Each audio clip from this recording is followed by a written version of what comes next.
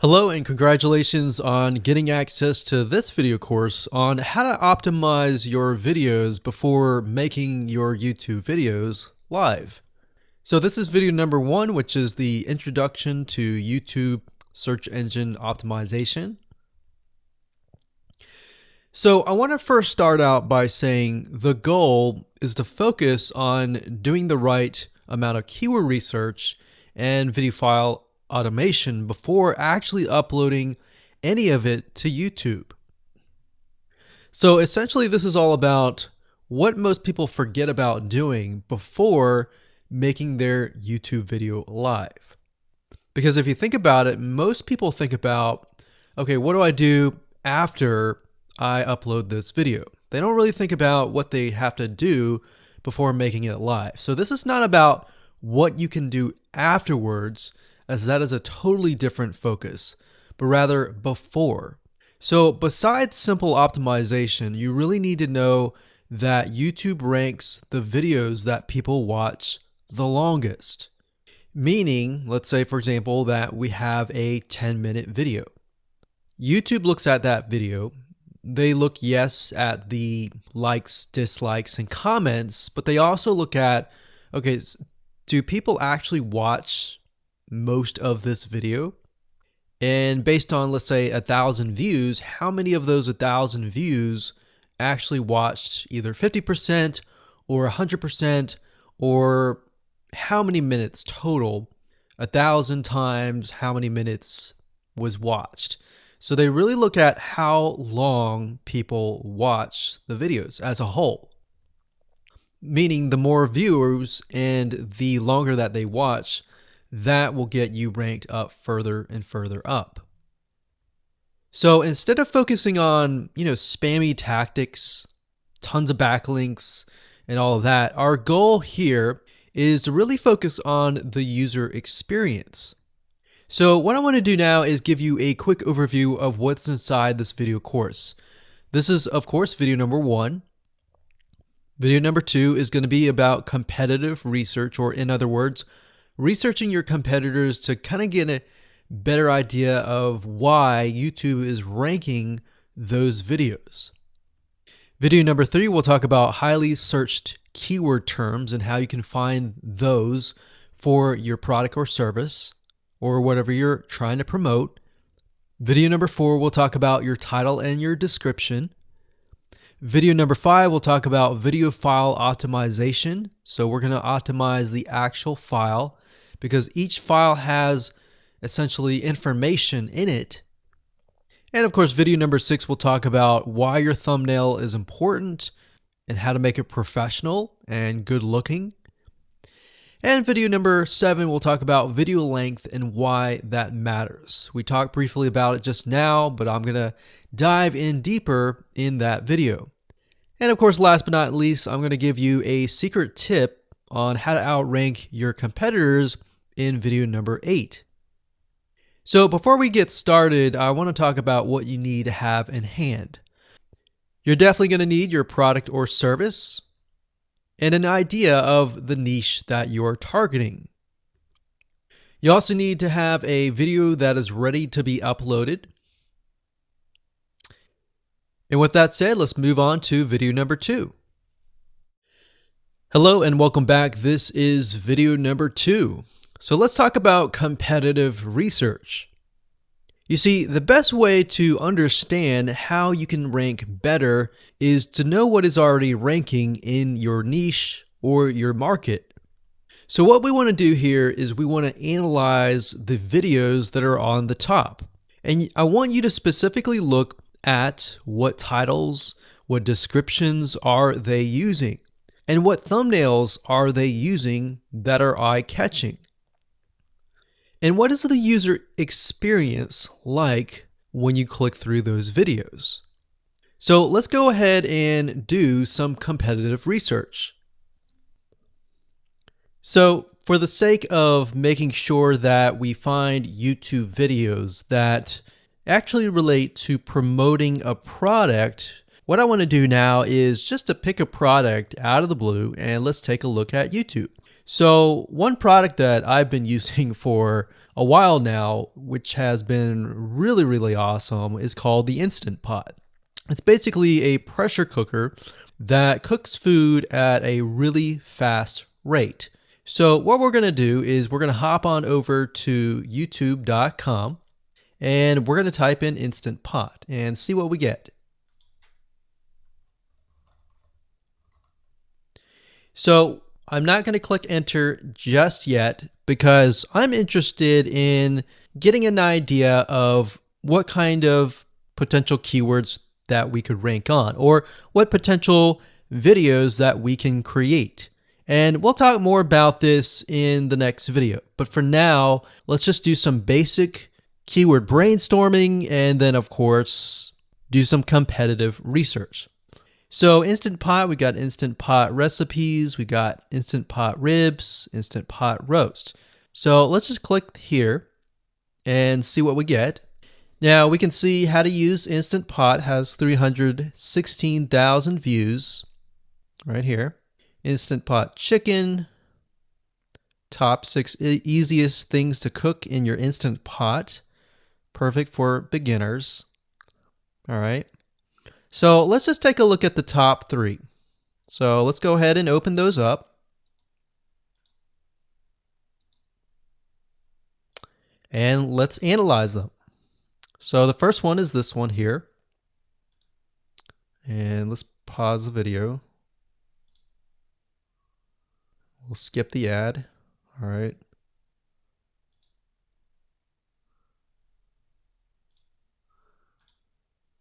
Okay, so how to use the Instant Pot 101 for beginners. So if we think about the type of audience that the Instant Pot attracts, it attracts somebody who has a busy life, who may be a beginner at cooking and just wants a quick and easy meal done fast. So we can see that. So one thing that I like to do is I like to copy the titles to Notepad. Just kind of get an idea of what we're dealing with. So that's the title. Looks like she's promoting an Amazon affiliate link. We can see that here, Amazon.to. We've got Instant Pot hacks, Instant Pot yogurt, and all that. So what she's doing, it's very funny, but she may not realize she's doing this, but what she's using is a method called siloing. And she's basically telling YouTube, hey, not only do I have this video on Instant Pot, I've got Instant Pot hacks, yogurt, recipes, and other recipes. So let's just copy that in here. So that's video number 1. So we're going to rank it from video 1, video 2, and video 3. Let's scroll down a bit. We've got 373 comments. I will say when it comes to YouTube, they're looking for engagement. So comments is good, likes are good, even dislikes are good as well. Even though dislikes are bad from a human standpoint, it tells YouTube that there is engagement. All right. So sometimes we're going to be able to view, we can't do it here, but sometimes you'll actually be able to view more data. But for now, you can't hear. Now, we can actually dig deeper if we want to. So let's just take a look at Natural Brittany's YouTube channel. Because when you're doing competitive research on YouTube, it's not just that particular video. It's actually the whole YouTube channel as a whole. The authority that that channel holds. So she has 116,000 subscribers. Click on the videos. She has a good amount of videos that talk about anything, looks like from cooking, from budgeting, from grocery, a lot of very similar videos. So let's scroll down. And now let's go ahead and take a look at the second highest ranking video. So if we go back over to here, and this is the Instant Pot chicken, cook with me, meal planning, meal prepping, Sunday setup. So let's go here, take a look.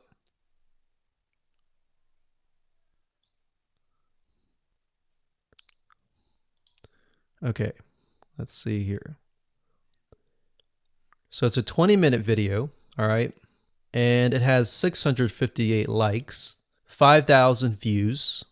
If we take a look at this video here, this has 320,000 views and 7,000 likes. Now, notice how it says 13 minutes here, and notice how it says 20 minutes here. We'll go back to this later on. All right, so we'll talk more about why a certain amount of time of your video is important, why the timing is important.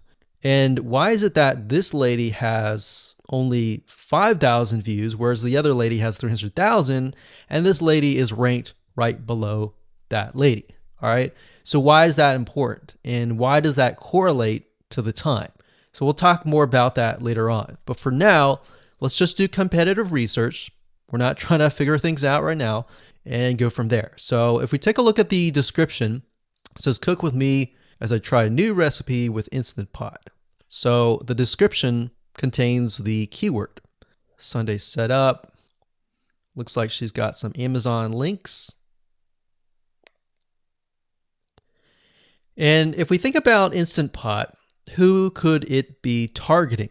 All right, so this lady calls out people who are trying to prep on Sunday. So if we can get an idea of who it's targeting mothers, it's targeting people who are busy, who maybe only have time on Sundays to set things up. And chicken is a common thing, so maybe she's getting a lot of clicks. We don't know exactly, but we know that the headline and the description work together and getting clicks. All right, back over here. This is the third one. So let's take a look at this one. So this one is 8 minutes, but it has a lot more views than those other two videos, but it's shorter. It's shorter, but it has longer amount of views, and it's third. It's got 11,000 likes and 633 dislikes. If we scroll down, we can see that it has more comments than the first one. So why is it that the first one is number one and this one is the third one and it has more views and more comments? Well, we don't know exactly why, but I have a hunch as to why that is, which we'll talk more about ranking and what Google and YouTube is looking for later down the road.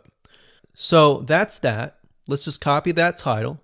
And I'm going to go ahead and pause this video and we'll copy and paste that information to the notepad. Okay, so I went ahead and copy and paste the information. So this is video 1, this is video 2, and this is video 3 down below. So let me make this bigger so we have this information. So as we're kind of analyzing the competitor, we want to save this for later, but can you kind of see a similarity here? So this is calling out the target audience. This is calling out the people who are busy, essentially. And top 6 ways, top X ways, top certain number ways is always a good title. So perfect for beginners. So if you can imagine, we already see that this title has beginners. This one's calling out perfect for beginners. And this one essentially is calling out people who are busy. So it's a target audience. So that's key. So having this in hand gives you a better idea on what potential titles and descriptions that you can have. Now, you can do some deeper dive competitive research using specific tools. And one specific tool is called Searchable. So that's socialblade.com, as you can see here. And I like to use this to kind of get a better idea of the YouTube channel as a whole. Because what you're trying to figure out is, did this person rank because their channel as a whole has a lot of traffic? Or did this person rank simply because of the titles and the description? So there's many factors that come involved, but let's take a look at Naturally Brittany. So let's go ahead and copy this. And you basically want to come here and type in the username of the YouTube channel. So we'll go ahead and click this here. Okay, so we can see here that this is Naturally Brittany, 116,000 subscribers. She's got 19 million video views. So that kind of gives us an idea of how easy it is to break through. Is it easy? Is it going to take a little bit work or what? So let's just go ahead and open her up, and let's do the same thing with the other videos. So this one is marriage and motherhood. We got that here. So she has 7 million video views. So it's about half of what we saw earlier. And this one is called Six Sisters Stuff. And this one has about 9 million video views.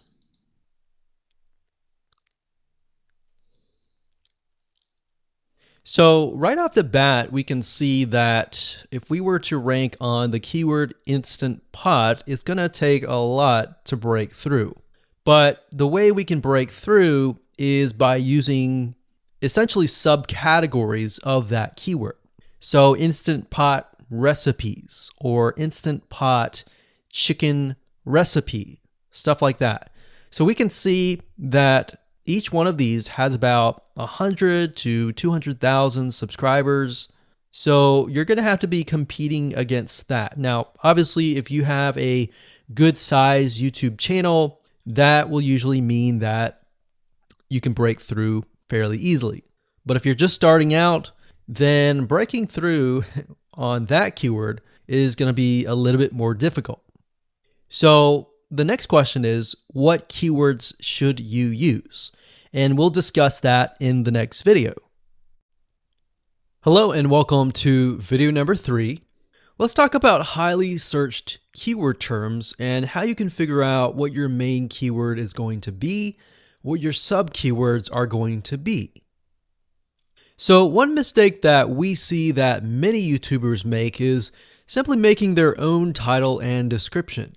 I mean, it's natural, right? But instead of deciding what you think will work, why not use what is already working and do some simple keyword research that's not going to take a lot of time, and this way you'll be able to have the right information that will help you rank on the right keywords. Now the big question is, well, how do I find these keywords? So the best way to find highly searched keyword terms is to look at the Google suggested keywords. And they are suggested for one reason, because they are used a lot. So let me show you how to find them and what they look like. Okay, so from analyzing the previous videos with the top 3 videos to kind of get an idea of what the titles were, what the descriptions were, if we look at the 3 and we refer back to this, the question is, what are the commonalities between the titles? Obviously the keyword Instant Pot, but we also noticed that the top one and the third one, they all have the keyword beginners. So beginners in Instant Pot for beginners, all right?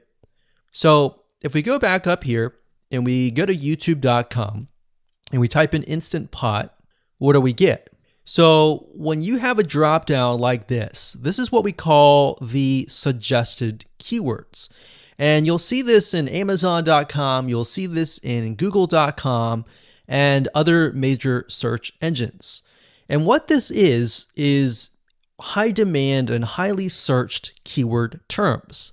So in other words, if a lot of people are searching for these keywords, then they'll show up in the drop down menu. Right? So Instant Pot chicken happens to be a very highly searched term. And take a look at this. This one is related to Instant Pot chicken. So that means there's a lot of people searching for Instant Pot chicken. And that might be why this second video is ranked so high. Let's scroll down and take a look. So as we're scrolling down, I also want you to kind of keep an eye on the thumbnails because the thumbnails are key. So we got top 6 easiest things to cook in your Instant Pot. And I'll say as an Instant Pot user, I really didn't know what recipes were out there that would fit the Instant Pot. Because the Instant Pot, the way it cooks is it pressurizes the food, and you need a little bit of liquid inside it to pressurize. So what I was doing is I was looking for recipes that were specifically made for the Instant Pot. So a lot of these people that are coming here, they don't know. They're just looking for recipes. So the 30 Instant Pot recipes gives people an idea. Oh, okay, I've got 30 recipes that I can pick and choose from. So if you scroll down, it says Instant Pot Ultra. All right. So if we go back here, so Instant Pot Chicken is definitely a top one. Instant Pot Spaghetti, how to use an Instant Pot. Instant Pot Cheesecake, yogurt, pho, beef stew, whole chicken, rice, and Instant Pot roast. So these are highly searched keywords. Now let's hop over to Google and see what we get. Do we get the same thing? Do we get something different? So if you go to Google and you type in the same thing, Instant Pot, we can see that we've got Instant Pot recipes, Instant Pot chicken. So notice that the chicken and the roast beef or the pot roast seem to appear both in Google and in YouTube. So whenever you see that, that's a good sign, because you got to understand people searching in YouTube are very different than people searching in Google. They don't show the exact same thing. But if they do, that gives you an idea that if you rank on that term, that you will be able to get traffic from Google and YouTube. Okay, so let's go back here. So Instant Pot Chicken.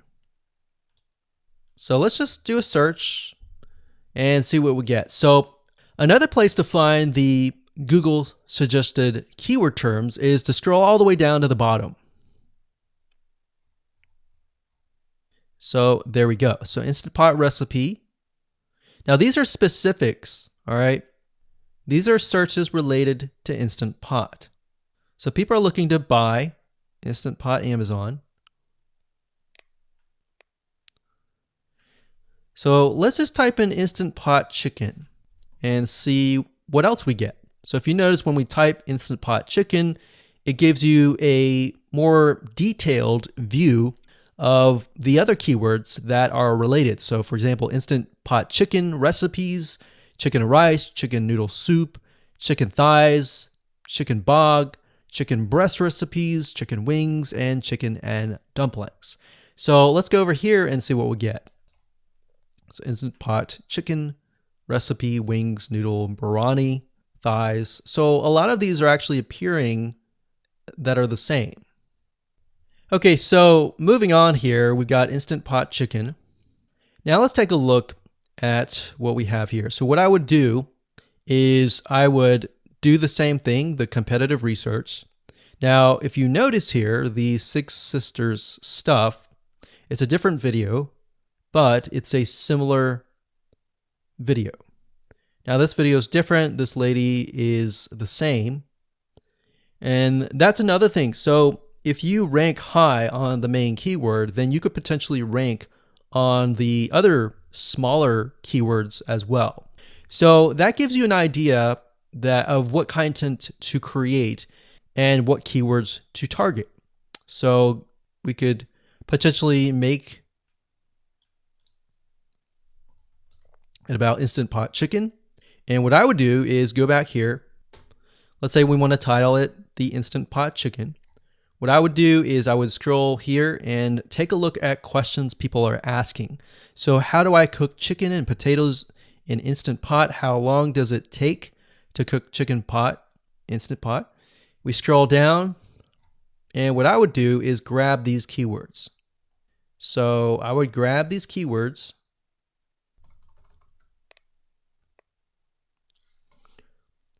So what we want to do is we want to have a main keyword, and then we want to have sub keywords. So the main keyword here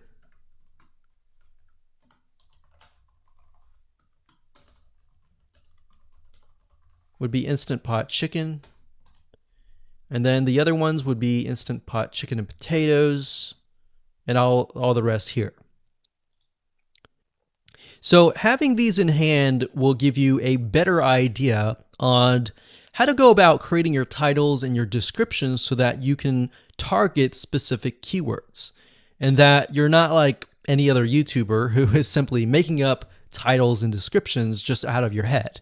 So this way you can be strategic and rank effectively. Hello and welcome to video number 4. In this video, we're going to talk about your title and your description. So let's take what you have gathered in the previous video and let me show you how to properly create your titles and descriptions. So when it comes to creating titles and descriptions, we simply need to do what we did in the previous videos, which was the competitive research. And as you can see here, we have the videos 1, 2, and 3, the top number 1, number 2, and number 3. And of course, we have the main keywords. So we have this main keyword here. So that's definitely going to be in the title. And then of course, if you noticed, the target audience was beginners. So essentially what you're noticing here is that people are calling out the audience, and then of course they have the keyword in the title itself. And then of course you want to make sure that title, main keyword, and target audience is also going to be in your description. Now, what I like to do is I like to go look at magazines in that niche. It doesn't necessarily have to be exactly, in this case, Instant Pot, but it needs to be somewhat of that genre. Now, one thing that I noticed was when we took a look at the Instant Pot chicken, you could write out something like top 6 easiest things. So instead of things, you could say chicken recipes or pot roast recipes to cook in your Instant Pot. Or you could say something like Instant Pot chicken dash top 6 easy recipes, or you could use a number.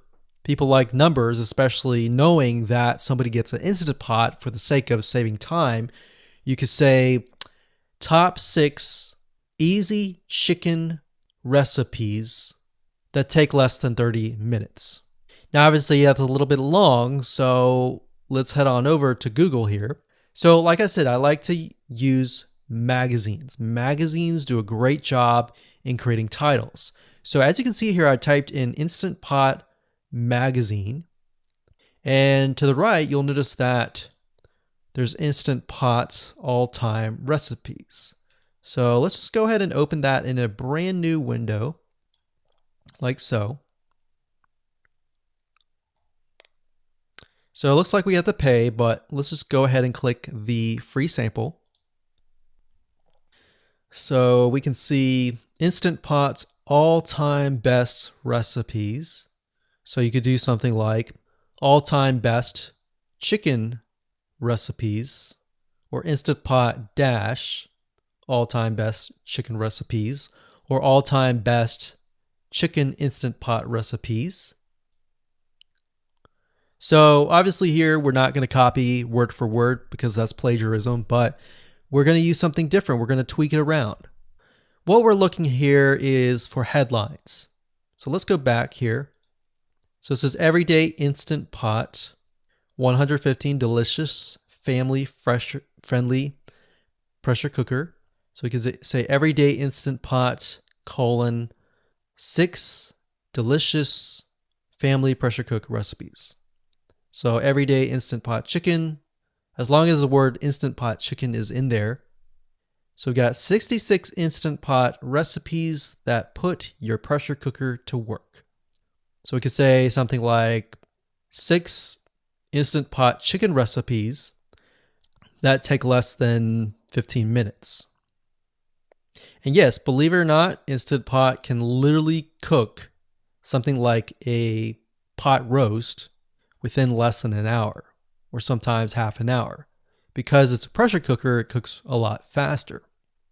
So that's what I like to do, is I like to take a look at magazines. So it doesn't necessarily have to be Instant Pot in this example. It can be another food magazine. So essentially that's how to create the titles. As far as the description goes, if you take a look at what they've written here, the first one that's ranking really well, as you can see here, we've got Instant Pot 101 for beginners. So you'll notice that they are trying to target the keyword Instant Pot 101 for beginners. So they've stated that in the title, and they've also put it in the description. So it says everything you need to know about how to use the Instant Pot in a beginner Instant Pot recipe. So notice that they use the keyword beginner Instant Pot twice. And then of course they got Instant Pot hacks, Instant Pot yogurt. And what they're essentially doing here is they're linking to other related videos. Now, Google's smart enough and YouTube's smart enough to have an algorithm to read the description and think, okay, they've got other videos that they've created that are related to Instant Pot. This video must be good, or this channel must have a lot of relevant information. So we're going to rank it a little bit higher because it's going to give people what they want to see. So now we look down here, it says Instant Pot Chicken. So this is the lady who is ranking really high on Instant Pot, but also Instant Pot Chicken. So it says cook with me as I try a new recipe with my Instant Pot. So we can see the keyword Instant Pot here. And as you can see, the description is really written for the user, but it contains the keywords that are necessary. So you don't need to write something like Instant Pot Chicken or something that's just a bunch of garbled information. You want to make sure that the title and the description attract people first and foremost, and then embed the keywords within. So the third one, we've got top 6 easiest things to cook in your Instant Pot, perfect for beginners. So it says, today I'm sharing with you the 6 easiest things to cook in your Instant Pot. So you can see here, the title is here, but the title is also in the description. It says, now these are perfect if you are just starting out or even had the Instant Pot for a while. So you can see the keywords that are embedded, but it's really written for the user. And that's the way it should be, because the title and the description will actually show up in the YouTube search engine, as you can see here. So we've got the title, we've got the description. So we want to make sure that the first sentence in your description is catchy as well. Hello and welcome to video number 5. Let's talk about video file optimization. Did you know that all files contain data that tells YouTube what your video could be about? Let me show you. Okay, so the way that YouTube gets an idea of what your video is about is by transcribing it. And for the most part, it can usually figure out what your video is all about if you have voice and speaking in it. Now, you can go one step further by adding what we call video file metadata. It's very similar to a website metadata. So for example, if you right click on any website and you click on View Page Source, up at the top, you're going to see a lot of what we call metadata. So right here, we can see the name, the title, the description, and all that information. So what that does is it tells Google essentially what your website is all about. So very, very similar in this case of what we're doing here. So what we're doing here is we are taking the video file that you have created and embedding it with more information. So besides the title and description, YouTube will be able to read the metadata inside of your video. So it'll make a little bit more sense when I show it to you. Now, it's really hard to find software out there that allows you to embed metadata except for a few. So one of them is called Video Converter by Wondershare, and that is videoconverter.wondershare.com. That's videoconverter.wondershare.com. So if you go here and you go ahead and download up at the top, you will be able to embed metadata. In fact, we're going to be using that for this particular video. Now, there are other software out there like the Adobe Bridge software, which allows you to embed the metadata into your video. Now, the reason why I'm using Wondershare is because I feel like it's a lot easier to use. So if you go ahead and download this, we're going to open this here. And what I did was I clicked Add Files, and I chose the file. Now, there's a lot of things that you can change about the video, but what we're particularly interested in is this I icon right here. So click this I icon, or letter I here, and you're going to see that it says name, language, episode name, actors, directors, screenwriter, tagline, and description, and comments. So what I recommend is you try to complete this as much as you can. So episode name, actors, so that would be whoever is in the video, the director, the screenwriter, which could be you, and then the tagline. What I would do is the tagline be your title, and then the description be your description. So whatever you're going to upload to YouTube, put this as a title and put this as a description. And then for comments, I would put something like keywords. And all you have to do is click save, convert it, and done. That's the reason why we're using Video Converter, because it's just so much easier. With Adobe Bridge, it's easy too, but there's a lot of more options and very easy to get confused. So once you're done with that, you save the video. Your video has the metadata inside of it, and all you have to do is simply upload it to YouTube, and that's it. Hello and welcome back. This is video number 6. Let's talk about your thumbnail and why that is important. You see, since our goal is to get more clicks or more views to your YouTube video, we have to rely on attracting viewers. So if you think about it, the thumbnail is the first thing people see as they are scanning to find what interests them the most.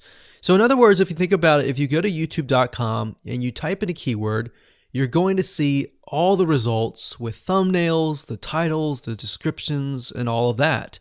So that's the first thing that they see. So let's discuss what your thumbnail should contain and what's working in your market and how to figure that out.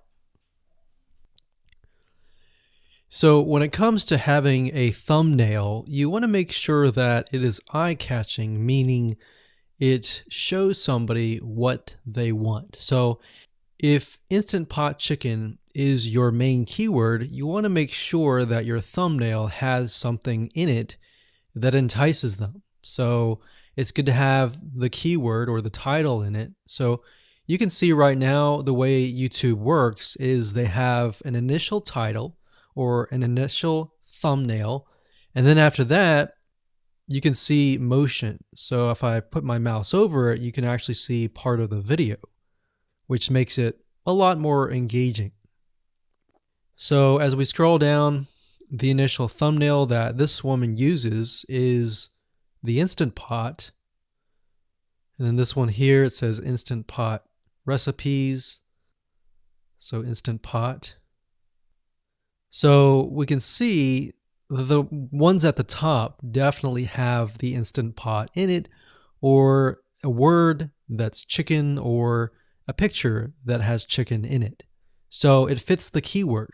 Now, if you're not a professional, thumbnail artist or anything like that, there are different sites that you can use to get these created. Now, bear in mind that you never want to use a thumbnail that is clickbaity or that lies to somebody, because if they click on it and then the video is nothing like the thumbnail, then guess what? You might get tons and tons of clicks and perhaps views, but you're not going to get people watching your video, which is very, very important, which we'll discuss in the future videos. But for now, there are different elements that you need. So what I recommend is you go to a site called creativemarket.com. That's creativemarket.com. There are other sites like graphicriver.net, but over time we've realized Creative Market has a lot of really good designs. So what we can do here is in the search box, we're going to type in YouTube thumbnail. And we're looking specifically for templates that we can use for the thumbnail. So it says YouTube thumbnail pack. Let's go ahead and open that. There's one here. There are end cards, but that's a little bit different. That basically comes at the very end of your video. So we got urban thumbnails, different types of thumbnails. But the reason why I like Creative Market is buying templates for specifically YouTube thumbnails is going to make your life a lot more easier, especially if you can make it professional. The more professional it looks, the more professional your viewers will click through. So if we click on this, we can kind of get an idea of what we're dealing with.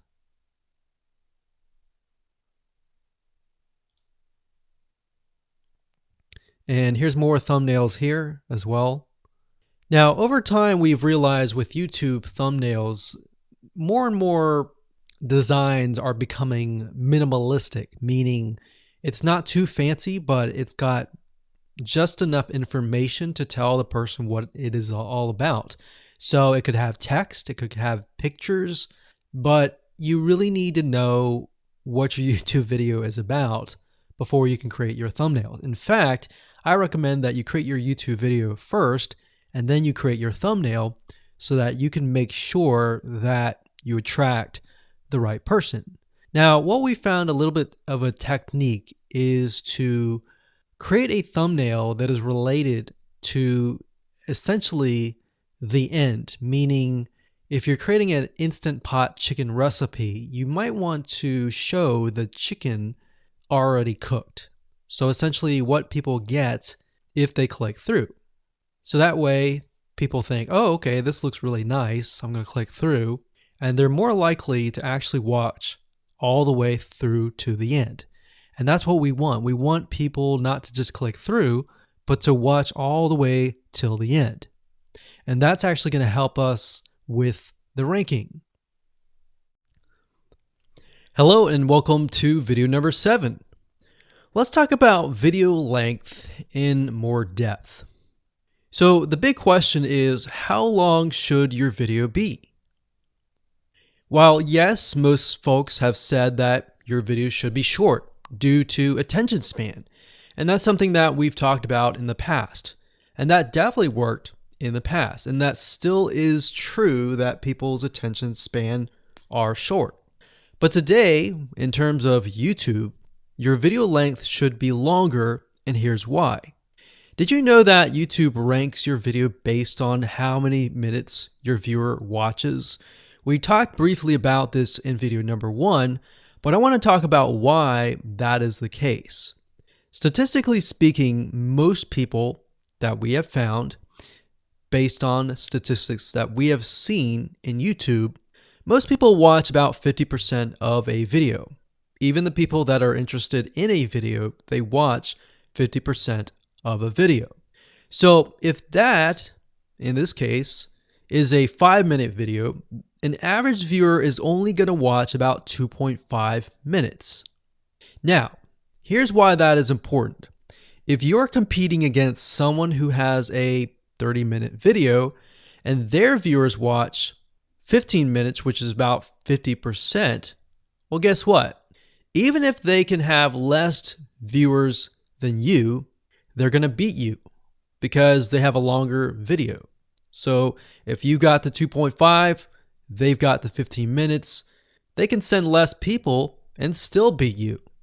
And YouTube will favor them in the end. Now that, of course, is assuming that the views are legitimate and people are actually watching. And that's why user experience is so important.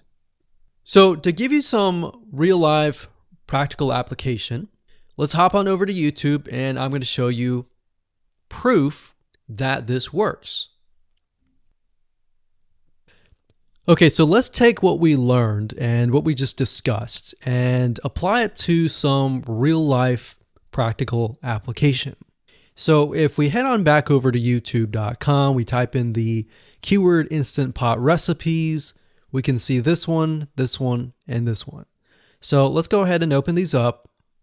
So we got this one, and this one. So that's 1, 2, and 3. The first one has about roughly 8 minutes or 9 minutes. We'll say 9 minutes. The second one has about 27 minutes. And the third one has about 20 minutes. Okay.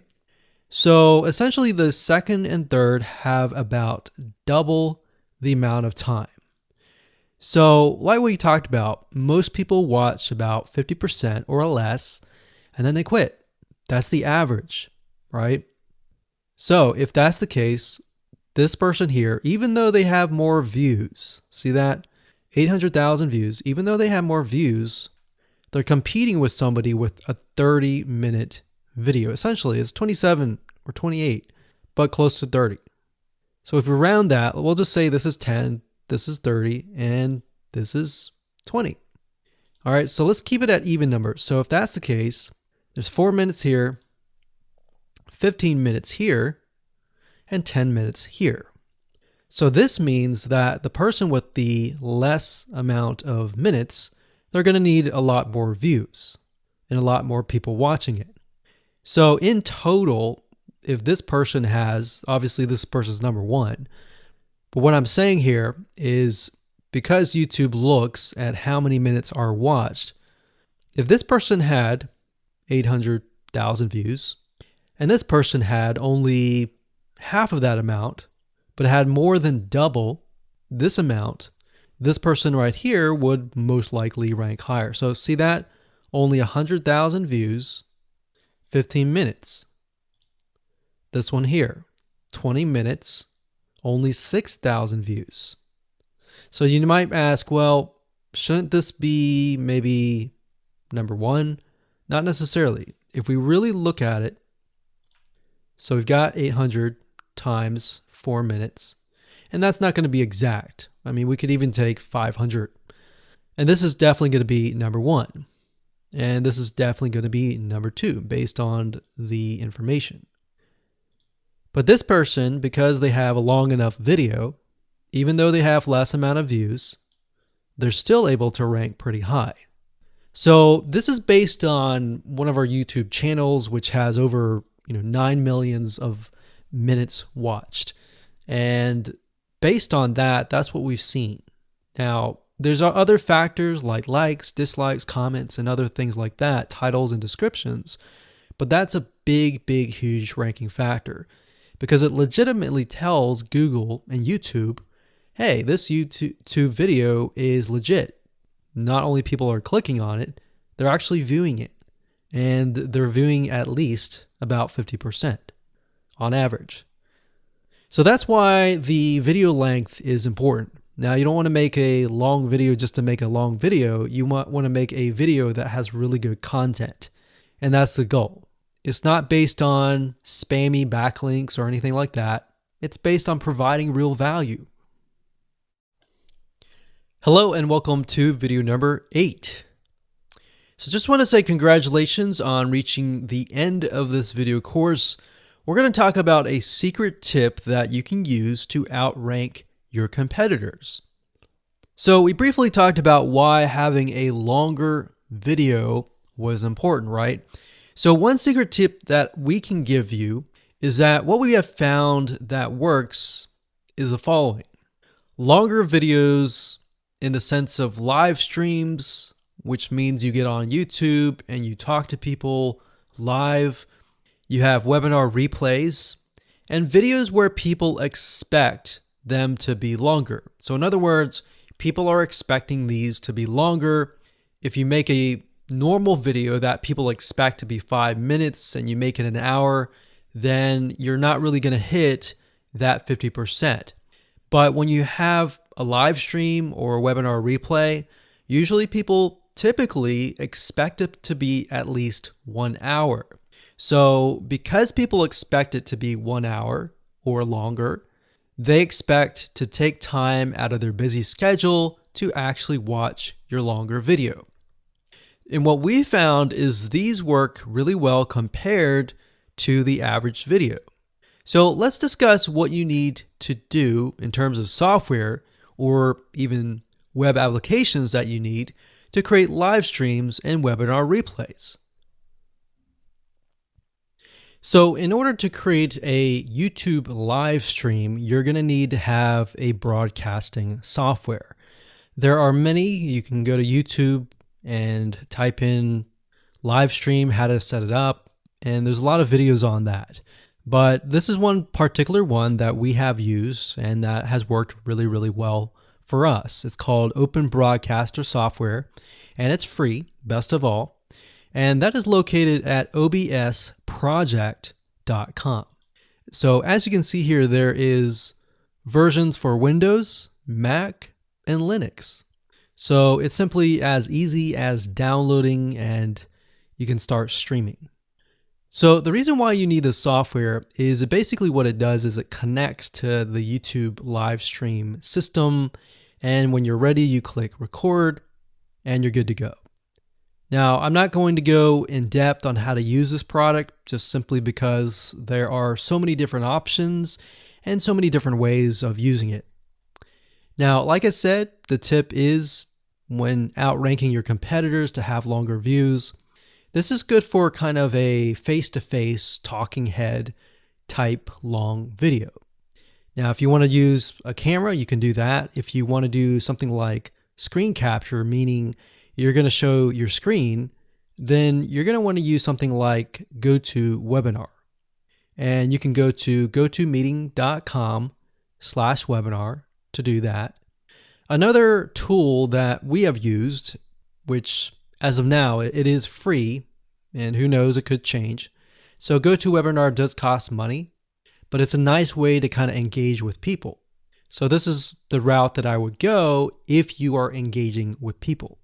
If you're not engaging with people and you're simply doing screen capture, there is a tool called Use Loom. Let me show it to you. So useloom.com. Loom is essentially a Chrome plugin, and what it does is it allows you to record your screen. It's super easy to use. In fact, it's super, super fast. It's so fast that you can literally start recording, and within seconds when you're done, you'll have the video in hand. And you can download the actual video file to your computer really fast. So those are the three options that I would go to, and really depends on the avenue that you want to take. So like I said, create a longer video, but just don't create any content. Make sure that the content is valuable, because you want to make sure that people watch all the way through, or if not, watch at least 50%.